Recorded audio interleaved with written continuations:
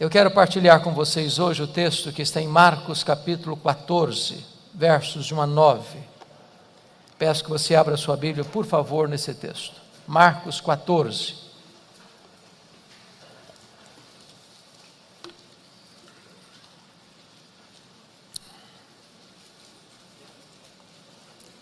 A minha versão é a versão atualizada.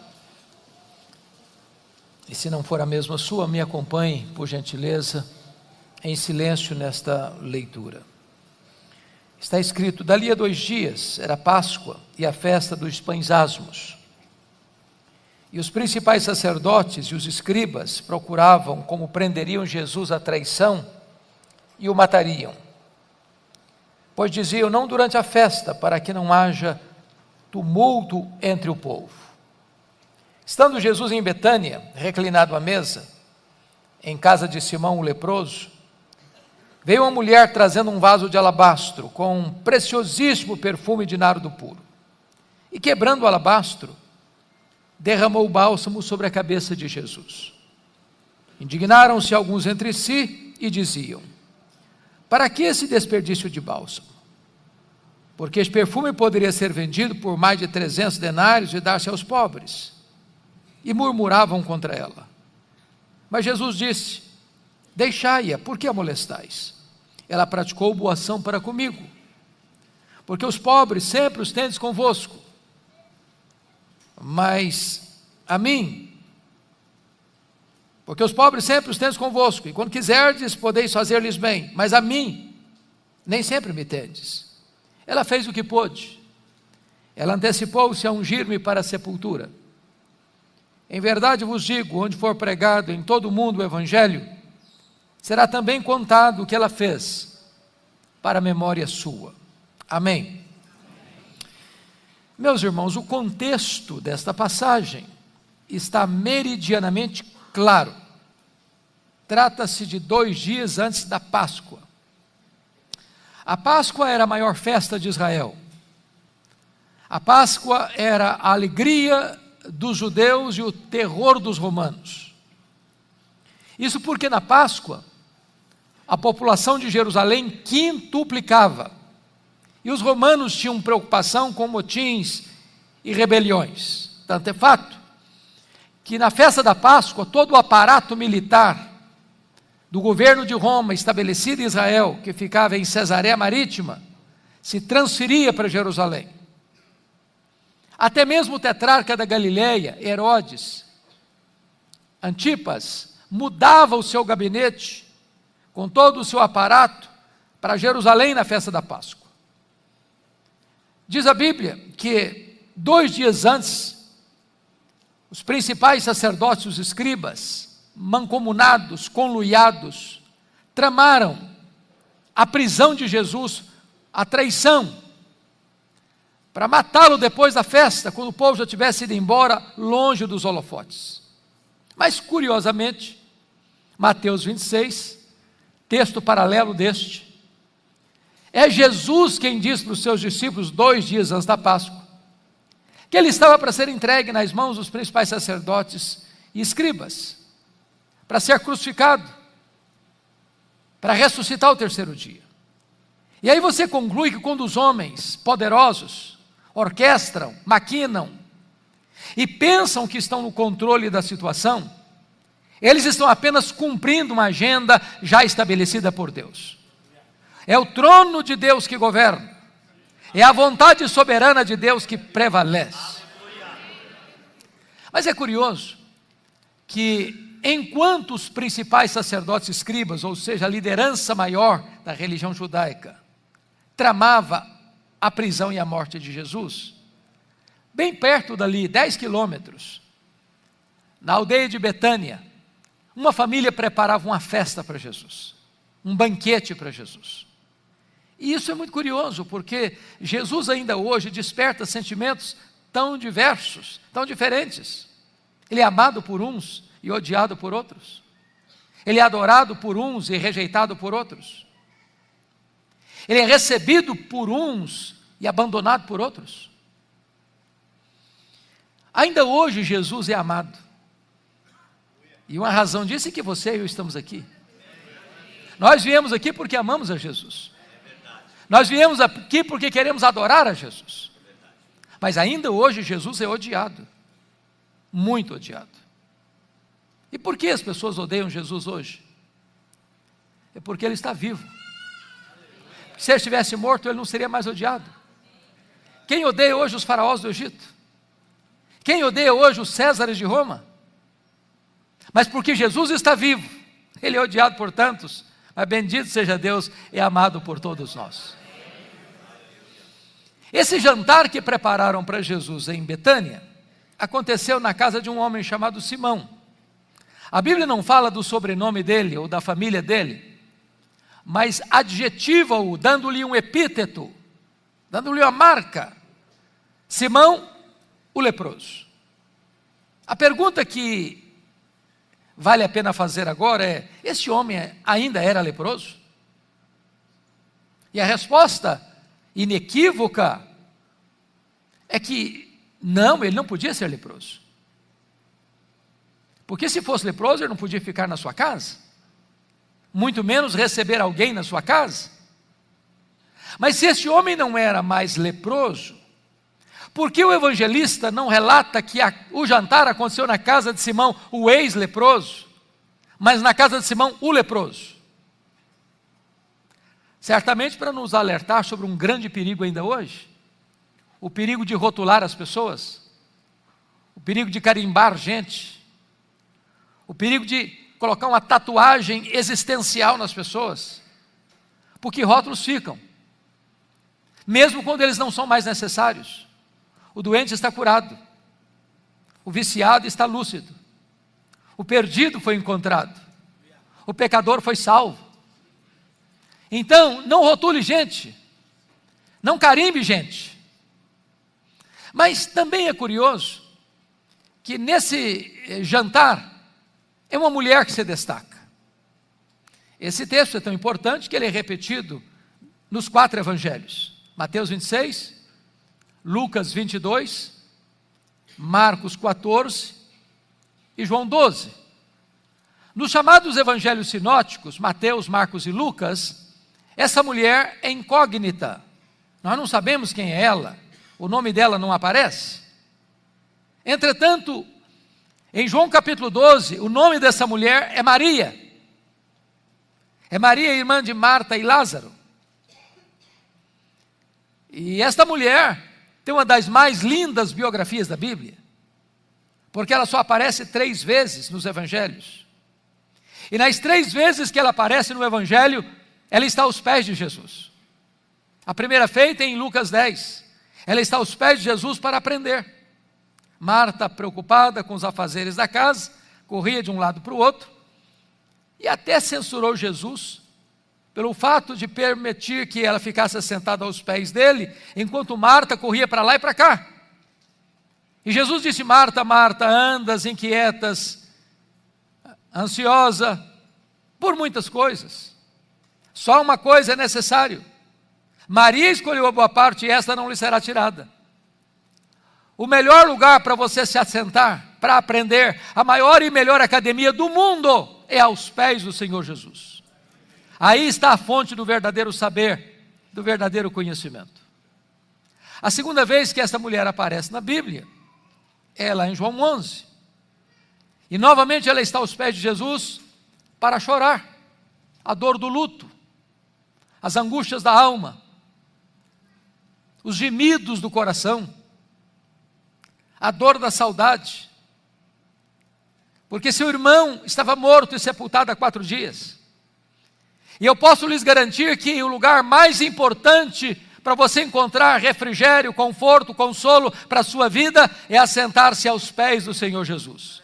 Esta é a maior fonte de consolo que podemos encontrar neste mundo. Mas a última vez que essa mulher aparece na Bíblia é nesse texto, e nos seus correlatos. E mais uma vez ela está sentada aos pés do Senhor Jesus. Agora, não para aprender ou para chorar. Agora ela está sentada aos pés do Senhor Jesus para agradecer. E agradecer o quê? O maior milagre público de Jesus. a ressurreição de seu irmão Lázaro. Então diz a Bíblia que Jesus está à mesa com os seus discípulos, certamente Simão leproso também, Lázaro recém-ressuscitado também está à mesa. Para não fugir à regra, Marta está servindo nesse jantar. E Maria, diz a Bíblia, vem com um vaso de alabastro. Alabastro é uma pedra ornamental de cor rosa. E diz a Bíblia que tem dentro desse vaso um perfume preciosíssimo. Notem o superlativo, preciosíssimo. Feito de uma essência chamada nardo. E o evangelista tem o cuidado de dizer que essa essência não é híbrida, não é misturada, é nardo puro. Mateus diz que esse vaso está cheio desse perfume. E João capítulo 12 diz que tem dentro desse vaso que está cheio, 1 libra de perfume. O que significa isso? 1 litro tem 2,2 libras. Nós estamos afirmando que dentro desse vaso, que era pequeno, era um vaso ornamental, tinha em torno de meio litro, menos de meio litro de perfume. Então diz a Escritura que Jesus está sentado, e Maria vem por trás dele e quebra o vaso. E todo o perfume é derramado na cabeça de Jesus. A casa se enche com o perfume escorre pelo corpo de Jesus, chega aos pés de Jesus, e ela solta os cabelos, e passa a enxugar os pés de Jesus com seus cabelos.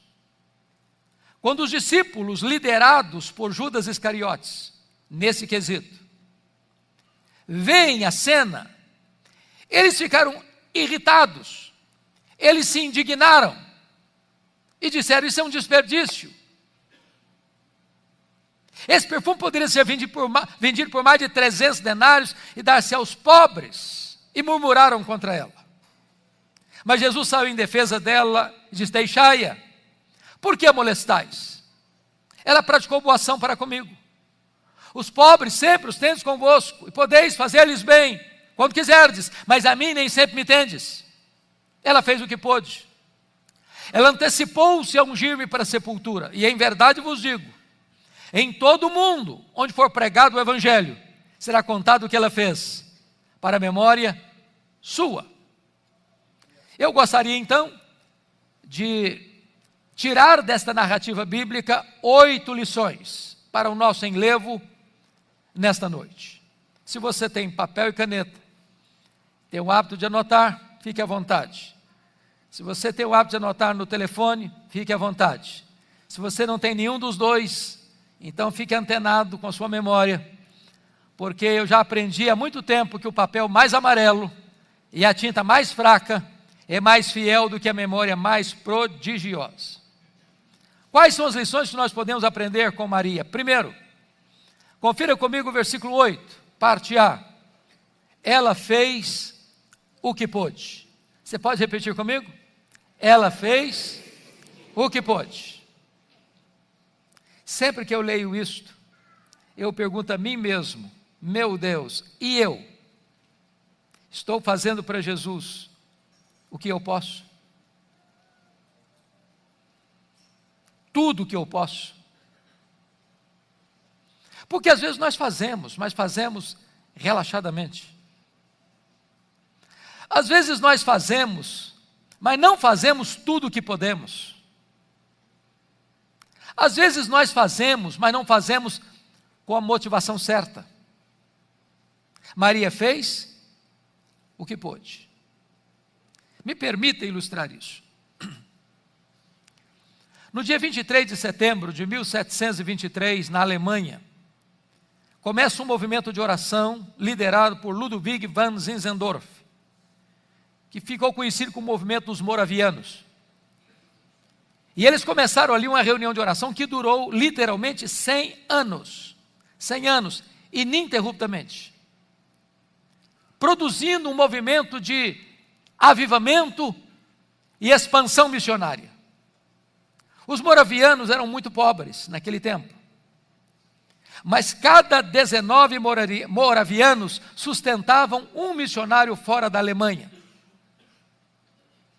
Alguns deles, sendo muito pobres, não tendo dinheiro para investir na obra missionária, se vendiam como escravos, para comprar a passagem de ida para os povos mais longínquos, para ficar lá o resto da sua vida, levando a esses povos a esperança do Evangelho. Quando eu escuto um relato desse, eu pergunto para mim, meu Deus, e eu? Estou fazendo o que eu posso? Tudo o que eu posso para Jesus?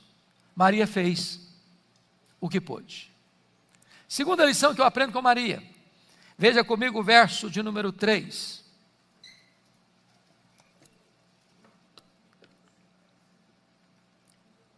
E quebrando o vaso, derramou o bálsamo sobre a cabeça de Jesus. Ela fez o seu melhor.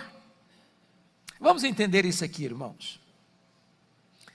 Essa essência chamada nardo não tinha Israel. Esse perfume não era só preciosíssimo, ele era também caríssimo. Essa essência chamada nardo só tinha na cordilheira do Himalaia, de um arbusto seco, moído e transportado em lombos de camelos. Esse perfume não se encontrava numa loja de perfumaria. Esse perfume era comprado gota a gota, grama a grama, ia sendo acondicionado nesse vaso de pedra, nesse vaso ornamental. Como o perfume foi avaliado em mais de 300 denários, isso significa uma coisa. Se tinha dentro desse perfume pouco mais de 300 ml de perfume,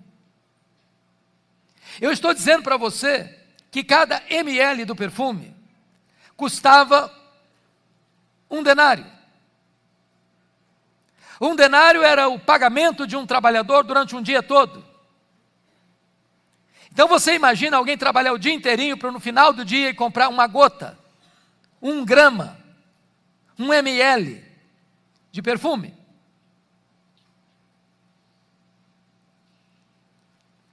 Eu sei que vocês e eu, nós gostamos de um bom perfume.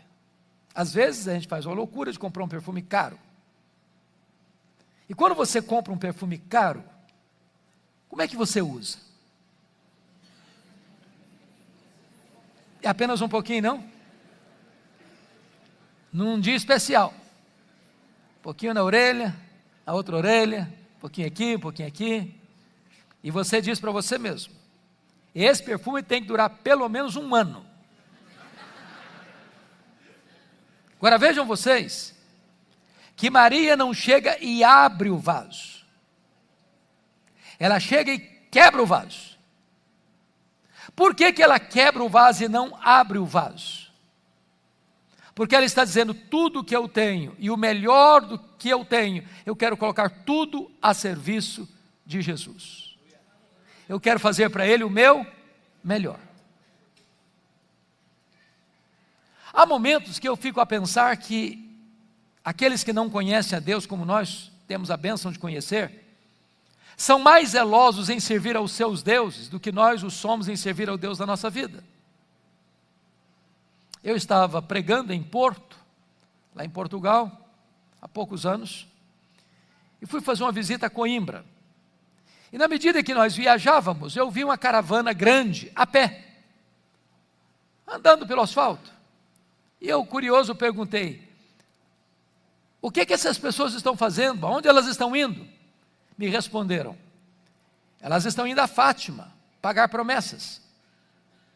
E eu perguntei, mas a que distância elas estão andando? Me responderam, a mais de 300 quilômetros. Aí eu pensei na igreja brasileira.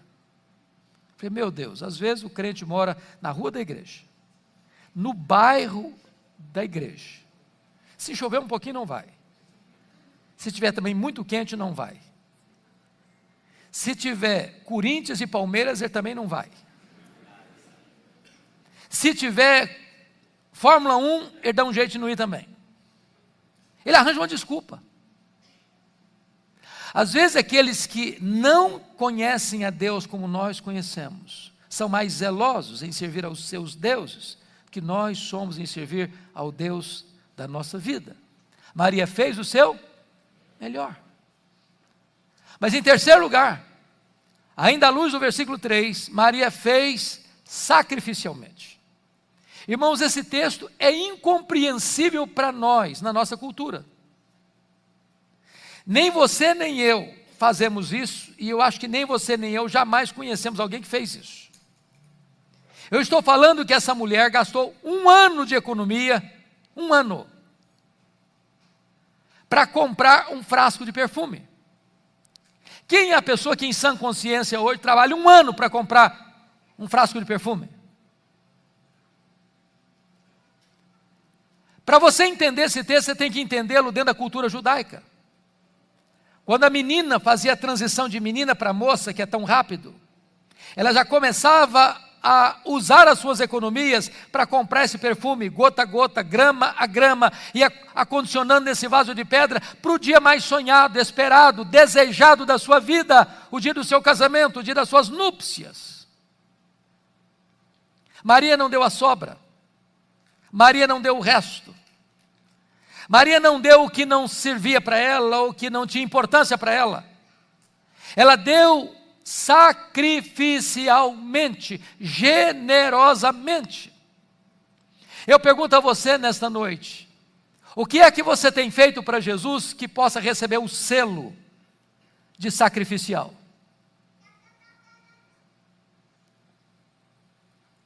Como é que você lida com esta questão da generosidade? O ano passado eu li um livro muito interessante sobre este assunto, generosidade, e infelizmente essa obra não está ainda em português, mas a introdução do livro, ou melhor, a ilustração da introdução, para mim valeu o livro. E o autor perguntou assim: você quer aprender a ser uma pessoa generosa? Então, vamos lá, disse ele. Faça o seguinte, passe numa loja, compre uma jarra de vidro transparente. Se você é uma pessoa chique, pode ser cristal, não tem problema, desde que seja transparente. Você vai botar esse jarro na sua sala, mas não vai botar flor, vai botar terra, só terra, para todo dia você passar por ele e olhar para ele, para lembrar você 2 coisas. Primeiro, de onde você veio? Você veio do pó.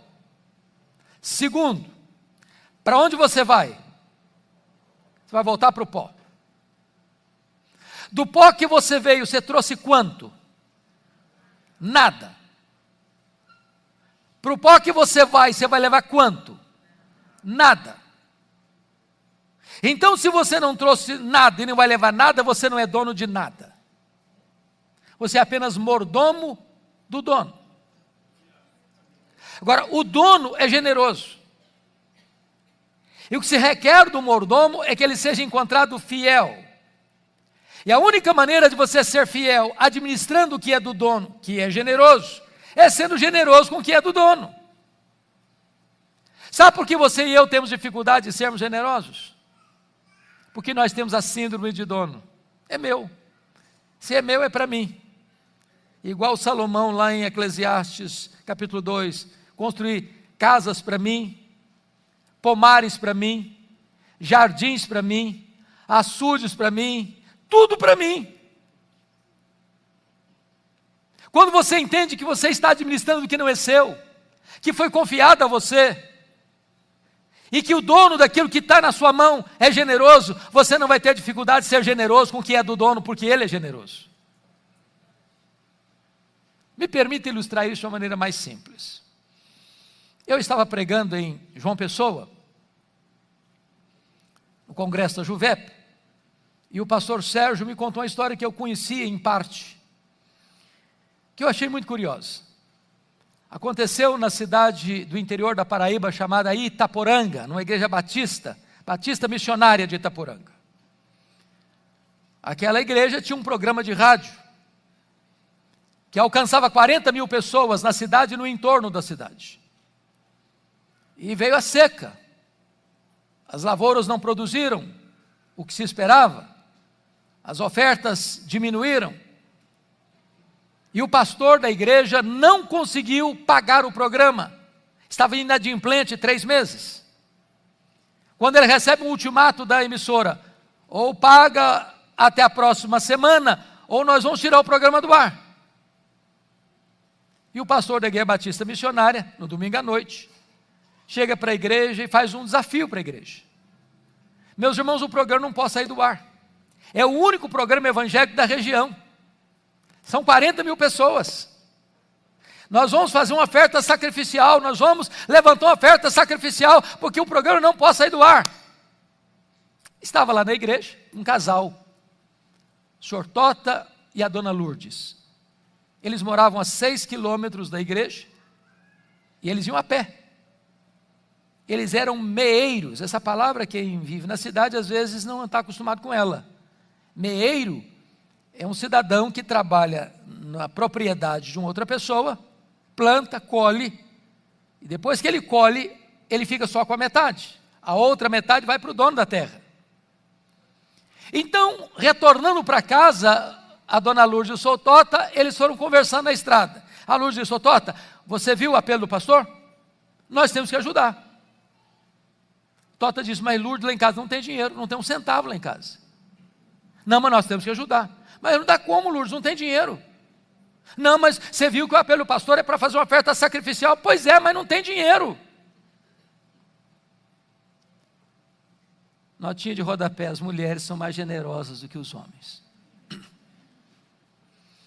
Lá, quase chegando em casa, a Lourdes disse assim: "Ô Tota, dinheiro de fato nós não temos não. Mas nós temos um terreiro cheio de galinhas. E tem um galo grande, pesa mais, vale mais. Vamos dar o galo." "Ah, tá bom, Lourdes, você quer? Não, tá bom, vamos dar o galo." Segunda-feira de manhã, a Lourdes pega o galo, bota debaixo do braço, 6 quilômetros a pé para a cidade. Chegou na casa do pastor, bateu a porta, ele abriu. Ela disse: "Ô pastor, eu vim fazer e trazer a minha oferta sacrificial. Melhor que eu tenho lá em casa é esse galo. Eu vim trazer o galo para ajudar no programa." O pastor agradeceu, fechou a porta, deu um sorriso amarelo e pensou: "Meu Deus, o que é que eu vou fazer com esse galo? Ele é tão velho que nem uma sopa dá." Ele pensou: "Bom, vou fazer uma rifa." Não, rifa não combina com crente. Pensou. Falei: "Vou botar na internet." Botou na internet. Domingo de manhã, domingo seguinte, pastor Jeremias Pereira, lá da 8ª Presbiteriana de Belo Horizonte, abriu a caixa de e-mail, está lá a história da mulher do galo. O coração dele foi tocado. Chegou domingo na igreja de manhã, falou: "Meus irmãos, tem uma igreja batista missionária em Itaporanga, que está com um programa de rádio na iminência de ser interrompido, porque não estão conseguindo pagar. Nós vamos levantar agora uma oferta para ajudar aqueles irmãos." Levantaram a oferta, deu o correspondente a 2 anos de programa. O pastor ligou, falou: "Fique tranquilo, pastor, que daqui, durante 2 anos o programa está garantido." Louvado seja Deus. Aí o pastor Jeremias está pregando lá em Toronto, no Canadá, uma igreja de um colega meu, contou a história da mulher do galo. Levantou um irmão e disse: "Eu quero saber se a dona Luz está precisando de alguma coisa." "Ah, ela está precisando sim, ela tem uma casinha muito humilde, tem energia, mas não tem geladeira, não tem um fogão próprio, para beber uma aguinha gelada no escaldante calor do sertão." Falei: "Então vou mandar o dinheiro para comprar geladeira, para comprar fogão, que ela precisar." Aí o próprio pastor Jeremias está pregando numa igreja em Nova York, contou a história da mulher do galo. Levantou empresário e disse o seguinte: "Eu quero saber dessa terra. A dona Lourdes é meieira?" Não, vamos comprar a terra para ela. Vamos comprar a terra, vamos passar a escritura no nome dela. Ela vai ser proprietária da terra. Comprar a terra, passar a escritura no nome da dona Lourdes. Aí ele está pregando uma outra igreja, contou a história da mulher do galo. Levantou o engenheiro e disse: "Eu quero saber se essa terra produz." Engenheiro agrônomo: "Vamos mandar os técnicos lá, vamos cavar poços artesianos, vamos irrigar essa terra para que ela produza bastante." E assim fizeram. Está pregando uma outra igreja, contou a história da mulher do galo. Levantou, irmãos: "Eu quero saber se a casa da dona Lourdes, como é que é?" "Não, a casinha é muito simples mesmo." "Não, então joga tudo abaixo, vamos construir uma casa grande, vamos construir uma casa bonita, vamos mobiliar a casa, vamos dar tudo novo para ela." Um repórter da Christianity Today escuta essa história da mulher do galo em Nova York. Pega um avião, desce em João Pessoa, pega um carro, vai em Itaporanga, faz uma entrevista com a dona Lourdes e o seu Tota. E essa história percorre o mundo inteiro. Porque uma mulher, um homem, um casal tão pobre, fez uma oferta sacrificial. Eles não fizeram barganhas com Deus. Mas Deus não fica em dívida com ninguém. A alma generosa prosperará. Maria fez sacrificialmente. Quarta lição aprendida com Maria. Confira comigo os versos 4 a 6. Maria fez, apesar das críticas. Meus irmãos, eu sou pastor há 41 anos. E certamente vocês sabem disso. Eu nunca vi alguém fazer algo relevante para o reino de Deus sem enfrentar críticas. Quem tem medo de críticas não serve a Deus. Quem tem medo de críticas está mais interessado no aplauso dos homens do que na aprovação de Deus. Maria enfrentou 3 críticas. Veja comigo o versículo 4. Indignaram-se alguns entre si e diziam: para que este desperdício de bálsamo? Quem são esses alguns aqui? Os discípulos, que deveriam estar felizes com ela, e imitando o exemplo dela, estão irritados com ela. Mas notem que eles não estão irritados por aquilo que ela está fazendo, mas para quem ela está fazendo. Se é para os pobres, tudo bem, mas para Jesus, não, isso é exagero, isso é desperdício. Tem gente que vai ficar irritado se você se levantar para fazer a obra de Deus, sabia? Segunda crítica está no versículo 5. Porque este perfume poderia ser vendido por mais de 300 denários e dar-se aos pobres. E murmuravam contra ela. Primeira, indignação. Segunda, murmuração. Eu sei que esse negócio de murmuração já acabou nas igrejas há um bom tempo, não tem mais essas coisas, né? Aqui então, sobretudo, tenho certeza que não tem. Mas não estão murmurando não, estão murmurando contra ela. E por quê? Porque eles fizeram conta. Eles foram pragmáticos. Eles disseram o seguinte: olha, se vendesse esse perfume, aí no mercado paralelo, daria para apurar mais de 300 denários.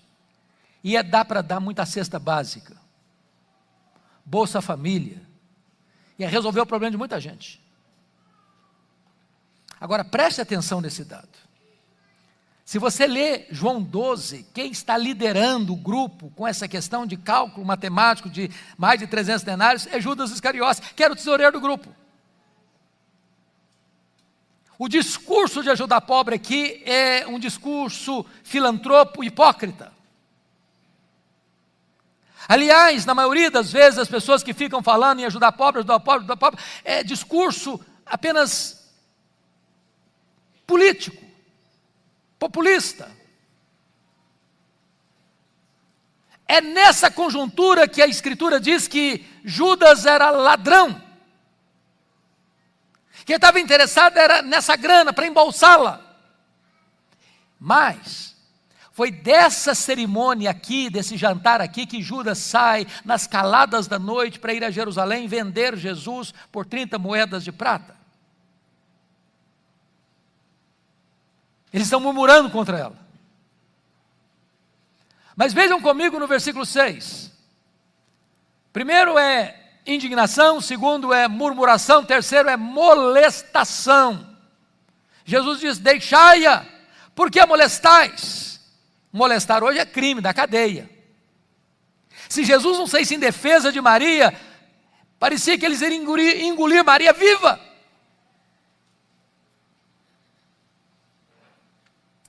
E Jesus disse: deixai-a, ela praticou boa ação para comigo. Então, se você está fazendo a obra de Deus e alguém está indignado, se você está fazendo a obra de Deus e alguém está murmurando, se você está fazendo a obra de Deus e alguém está molestando você, meu irmão, continue fazendo a obra de Deus. Você não está fazendo para homens, você está fazendo para Deus.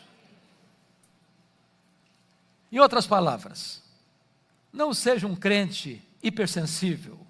Você conhece crente hipersensível? Porcelana, cristal, qualquer coisinha trinca, se milindra. Ah, pastor, eu já quis fazer alguma coisa na igreja, mas me criticaram, eu também me decepcionei, agora não faço mais nada. Agora, no máximo que eu vou, eu sento lá, quietinho, discreto, não quero fazer mais nada. Você não está fazendo para homens, você está fazendo para Deus. Faça, apesar das críticas. Quinta lição aprendida com Maria. Ela fez só para agradar a Jesus. É só em João 12 que você vai entender isso aqui. Diz o texto que Maria enxuga os pés de Jesus com os seus cabelos. Se você derramar quase meio litro de um líquido untuoso na cabeça de uma pessoa, isso vai escorrer, vai escorrer, vai escorrer, vai escorrer, vai chegar aos pés.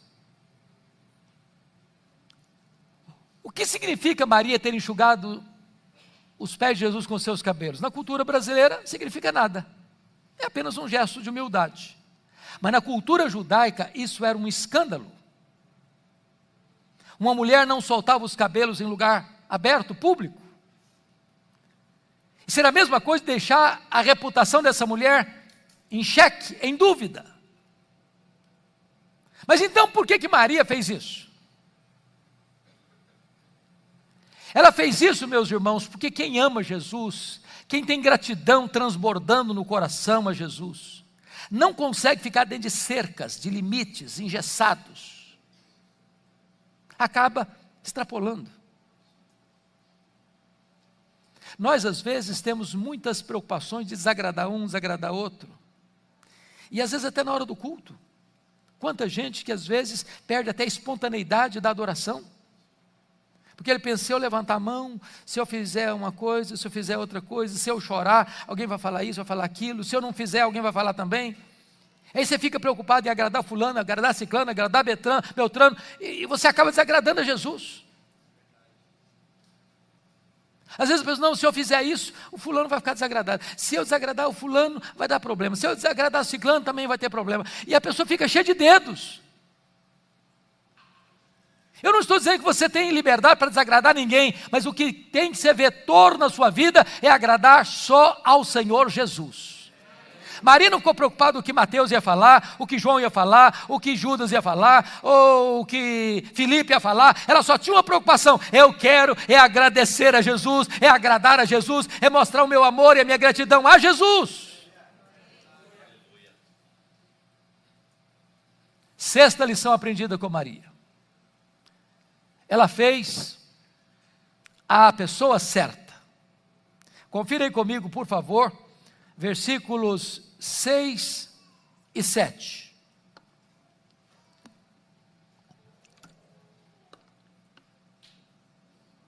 Lá no finalzinho, Jesus diz assim: deixai-a, por que a molestais? Ela praticou boa ação para comigo, porque os pobres sempre os tendes convosco, e quando quiseres podeis fazer-lhes bem, mas a mim nem sempre me tendes. Me permita fazer esta pergunta: será que Jesus está ensinando aqui que os pobres não merecem atenção da igreja, ou primazia na agenda da igreja? É isso que Jesus está falando? E a resposta é um sonoro não. A Bíblia toda é um livro que cuida dos pobres. Deus cuida dos pobres.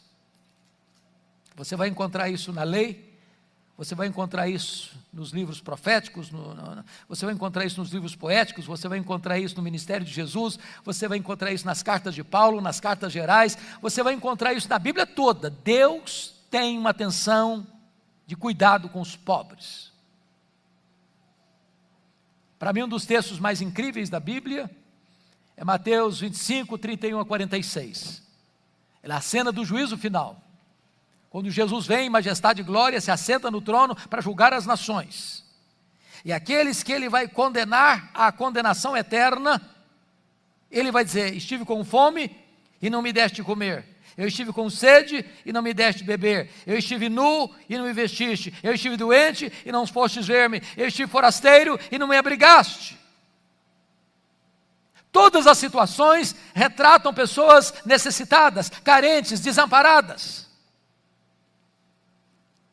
Eu não estou dizendo para você que ser generoso leva você para o céu, não. Quando João Batista estava pregando sobre arrependimento no deserto da Judeia, e as multidões fluíram para ouvi-lo, as multidões perguntaram: ô João, o que nós vamos fazer com esse sermão seu de arrependimento? E ele respondeu: quem tiver 2 túnicas, dê uma para quem não tem, quem tiver comida, faça o mesmo. Você quer saber se um cara é crente mesmo? Veja se ele é generoso. Não combina crente mão de vaca, não combina crente suvina, não combina crente avarento, não combina crente que tem o coração fechado para o necessitado. O crente tem o coração aberto, tem o bolso aberto, tem as mãos abertas, tem a casa aberta. O crente é generoso. Agora, generosidade não é arrependimento. Ninguém vai para o céu porque ajuda os pobres. Ninguém vai para o céu porque dá roupa e comida para as pessoas. Generosidade é a evidência do arrependimento e não um substituto do arrependimento. É por isso que surgiu na América Latina, na década de 60, uma falsa teologia, chamada teologia da libertação, que não é nem teologia, nem libertação. Os teólogos da libertação não são teólogos, são teologastros liberticidas, porque ensinaram que reino de Deus é panela cheia. Mas ninguém vai para o céu porque tem panela cheia. O cara pode ser o homem mais rico, a mulher mais rica, ele pode morar na cobertura, ele pode morar num palacete, ele pode ter carro importado, ele pode andar com roupas de grife, ele pode fazer as viagens mais importantes, ele pode comer nos restaurantes mais conceituados. Isso não leva para o céu. Ele pode até doar todos os bens dele para os pobres, e nada disso vai aproveitar. É por isso que Maria fez a pessoa certa. Sabe por quê? Quem move você a ajudar os pobres é Jesus. Quando você ajuda o necessitado, quem impulsiona você para fazer isso é a graça de Deus. É porque você teve um encontro com o Eterno. Você agora tem que colocar sua vida, seus bens, seus dons, seus talentos, tudo a serviço do reino de Deus para socorrer as pessoas. Maria fez a pessoa certa. 7ª, penúltima lição. Maria fez no tempo certo. Dá uma olhadinha comigo aí no verso 8, a parte B. Ela antecipou-se a ungir-me para a sepultura. Ela fez no tempo certo. Então vamos entender isso aqui. Me permita retroceder um pouquinho para explicar melhor. Vocês se lembram lá em João 8, aliás Lucas 8, a partir do verso 3, que no ministério itinerante de Jesus nas cidades e aldeias da Galileia, haviam 204 pequenas cidades na Galileia, e Jesus de cidade em cidade, de aldeia em aldeia, percorreu com os discípulos pregando a mensagem do reino. E diz a Bíblia que as mulheres, Maria Madalena, Joana, Susana e muitas outras, bancaram, sustentaram o ministério itinerante de Jesus. Agora, por favor, pense comigo na cena. Quantas pessoas estavam incorporando essa caravana? Tinha Jesus, 12 discípulos, 13. 3 mulheres são mencionadas pelo nome: Maria Madalena, Joana e Susana, 16. Mas muitas outras mulheres, eu não sei quantas são muitas outras mulheres. Mas vamos entender que o grupo todo tinha 40 pessoas. Não tinha hotel, não tinha pensão, não tinha self-service. Pensa na logística. Cidade em cidade, de aldeia em aldeia. E elas passando Pix, transferência bancária. bancando as despesas. E nesse ínterim, Jesus informa para eles e para elas também, que ele tem que subir para Jerusalém, para ser preso, para ser crucificado, para ressuscitar o terceiro dia.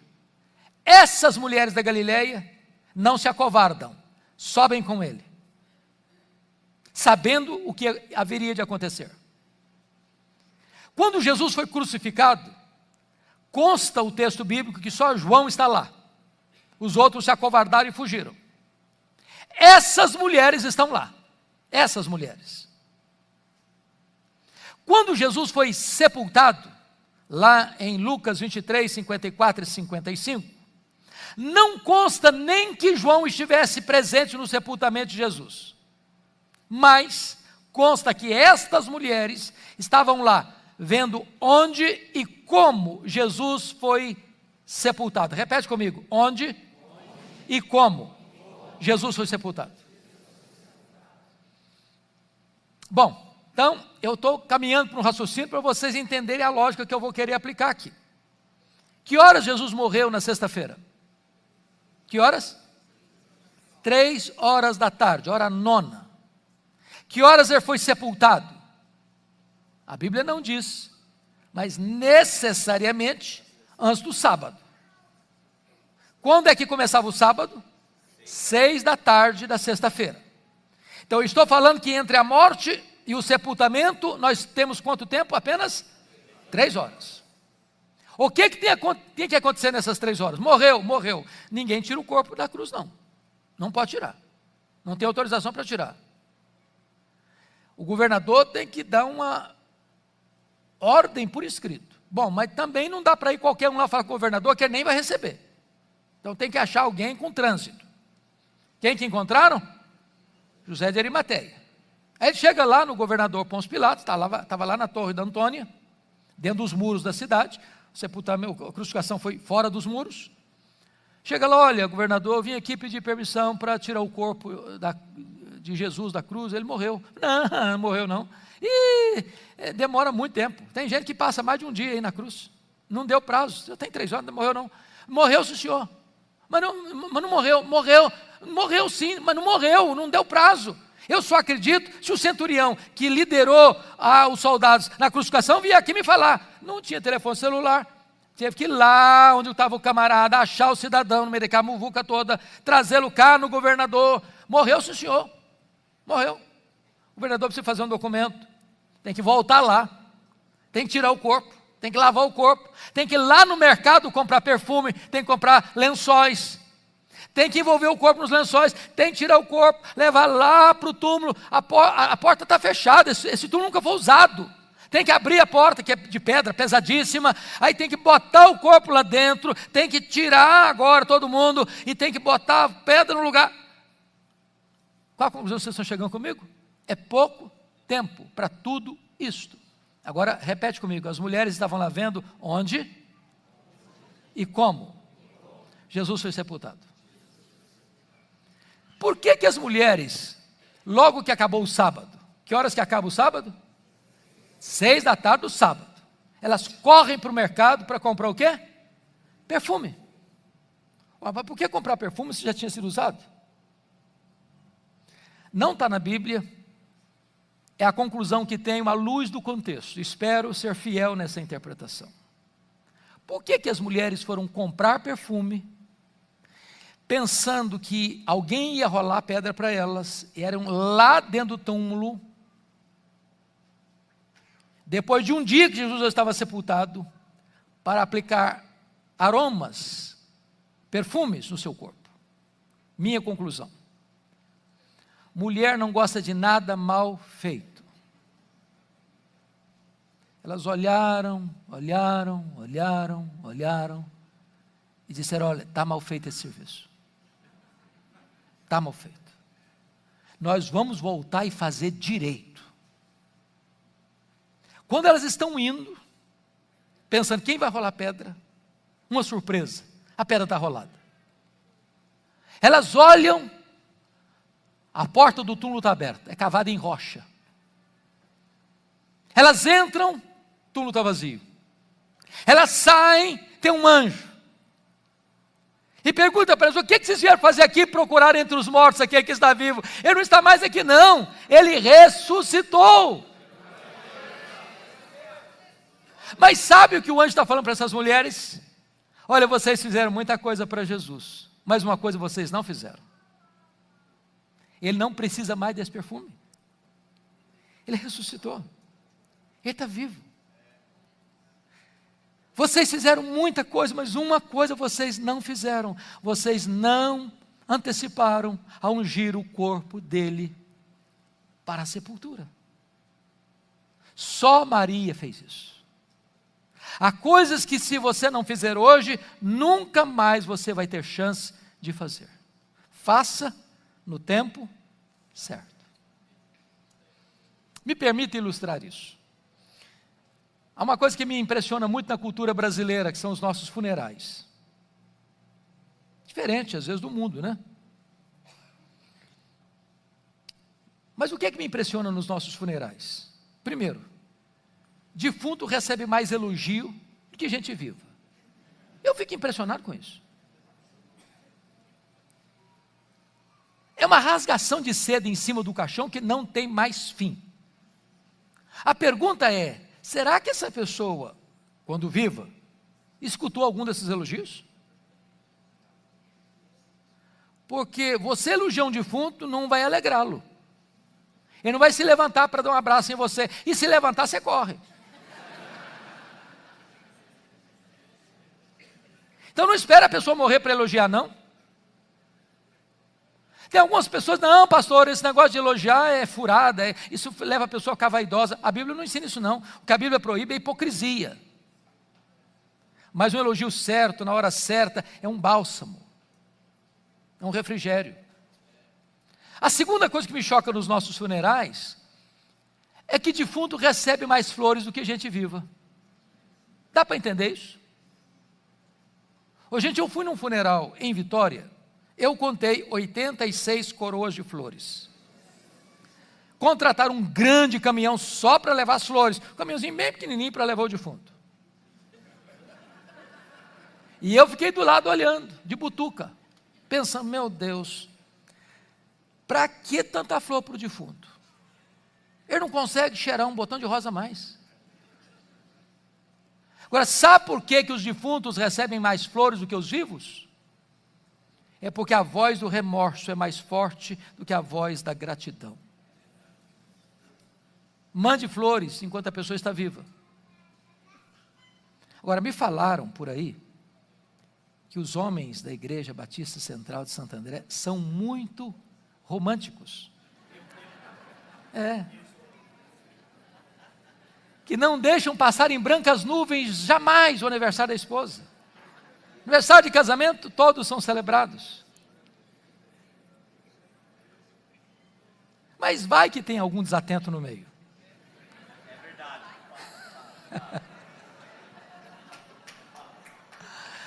Vai que tem.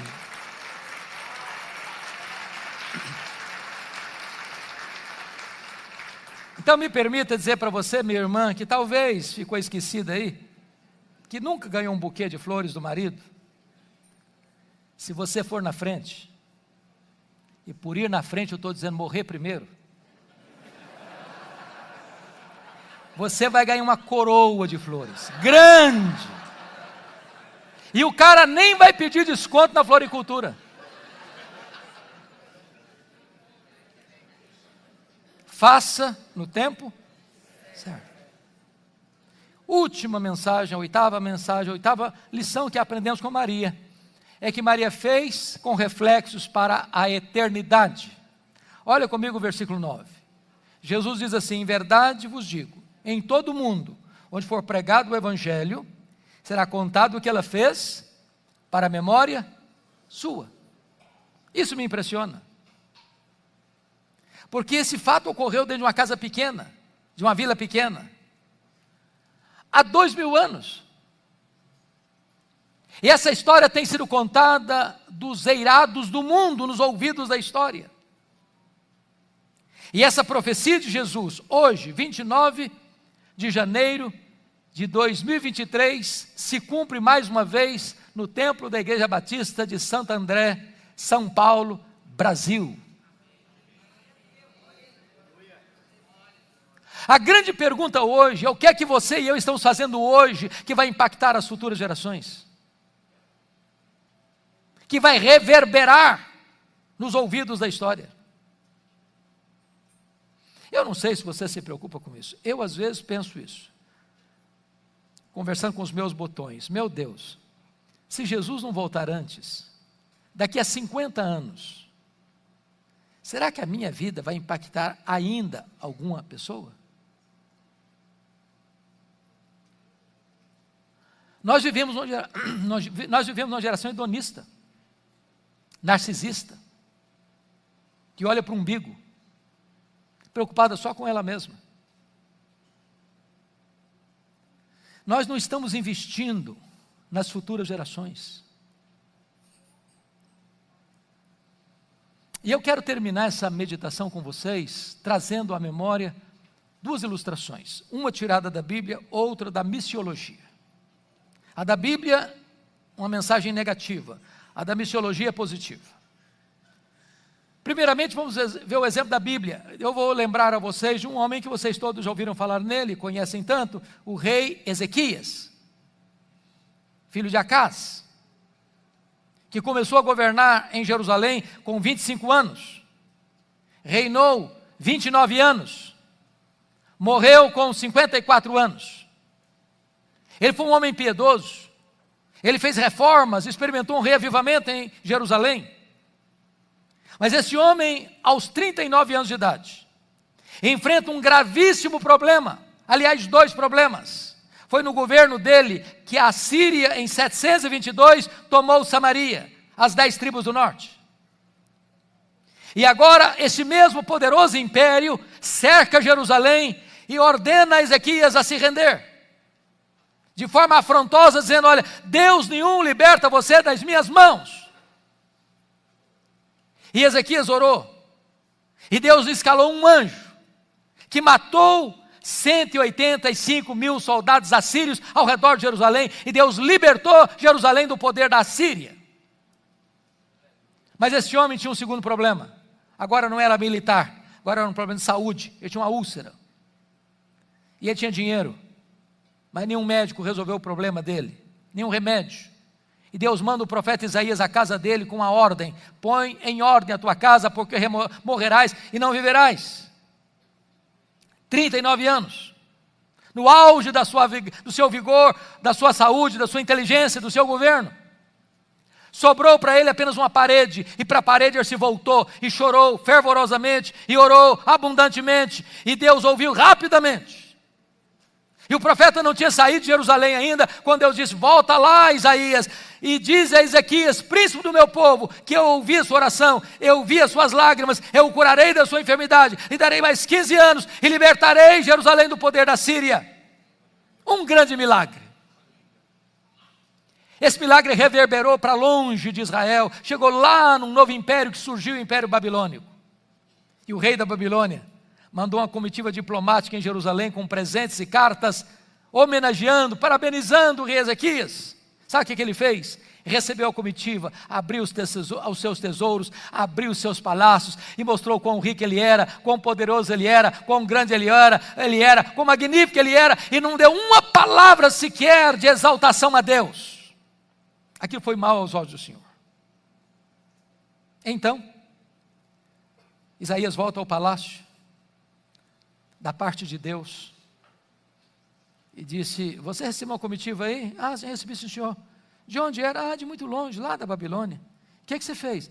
Ah, eu abri meus tesouros, meus palácios, abri tudo, mostrei quão grande eu era, quão rico eu era, quão poderoso eu era. Aí o profeta disse: então escuta a palavra do Senhor agora. Essa Babilônia virá, e vai saquear tudo, e vai tomar tudo, e vai rapinar tudo, e vai espoliar tudo, não vai ficar nada. E tem mais: dos filhos que tu gerares, serão levados e feitos escravos. E tem mais: eles serão feitos eunucos. Sabe o que significa isso? Eles vão ser castrados, e não vão poder gerar. Você quer coisa pior que essa? Sabe qual foi a resposta do rei para o profeta? Boa é essa palavra. Não, você não entendeu o que eu falei. Você não entendeu. Eu estou falando que a Babilônia vai tomar tudo, que vai rapinar tudo, que vai levar tudo, que os filhos vão ser escravos, que os filhos vão ser castrados. E você é maluco, você é louco. Que negócio é esse que boa essa palavra? E diz o texto que ele pensou assim, boa essa palavra, porque pelo menos eu terei paz nos meus dias. Trocando em miúdo, sabe o que ele está dizendo? Quando isso acontecer, eu já bati as botas. Quando isso acontecer, eu já não estou mais aqui para contar a história. Sabe o que ele está dizendo, trocando em miúdos? Desculpem da expressão, ele está dizendo o seguinte, o que eu me importo é comigo, que se danem as futuras gerações, eu não estou nem aí, eu só me importo comigo. É lamentável, lamentável. Irmãos, a igreja de Deus precisa se preocupar com as futuras gerações. Precisamos nos preocupar com os nossos filhos, com os nossos netos, com os nossos bisnetos. Eu não sei se vocês percebem isso, parece que nós estamos vivendo uma geração hoje em que os avós foram mais crentes que os nossos pais foram mais crentes do que nós parece que estamos sendo mais crentes que os nossos filhos, e que Deus tem misericórdia de nós, porque as outras gerações podem se afastar do Senhor. Basta 3 gerações para uma igreja se perder, irmãos. Aquela geração que saiu do Egito, morreu no deserto. A geração que nasceu no deserto, entrou na terra prometida. Diz a Bíblia que a geração que nasceu na terra prometida não conhecia mais o Senhor. Então eu quero conclamar a igreja a nós lutarmos pelos nossos filhos, a nós passarmos o bastão do Evangelho para os nossos filhos, para que a igreja de amanhã, a igreja dos nossos filhos, dos nossos netos, dos nossos bisnetos, seja uma igreja mais crente e mais cheia do Espírito Santo que a nossa. O segundo exemplo é positivo. Trago à memória de vocês a biografia de David Livingstone, missionário inglês, que passou a vida toda na África, servindo a Cristo na África.